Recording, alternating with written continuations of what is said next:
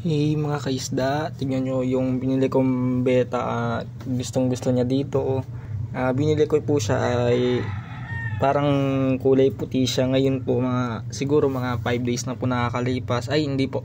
Opo, mga 5 days na po nakakalipas po pala.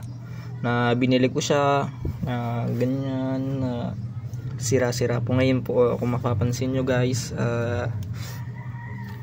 kung mapapansin nyo po is parang buo na siya, nagkakaroon na siya ng kulay. Nung binili ko po siya is kulay puting-puti po siya na parang maputla at sira-sira. Binili ko po siya na sa halagang 150 pesos na ganyan siya.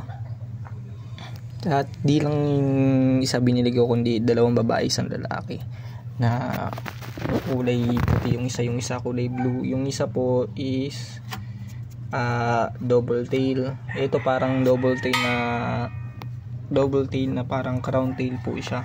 Yan guys, kung mapapansin nyo, ang double tail po ay napakaikli lang po ng buntot, samantalang ito po yung nabili ko parang crown tail siya na beta, na crown tail na breed po ng double tail at crown tail po. Tingnan niyo po kung mapapansin nyo, napakahaba po ng kanyang tail, ng kanyang mga buntot at saka palitpik. Hindi parang basta parang ganoon na pinagsama siyang crown tail at double tail. Yun lamang po. Sana nagustuhan niyo po yung maikling video ito. Maraming po salamat at yun lamang po.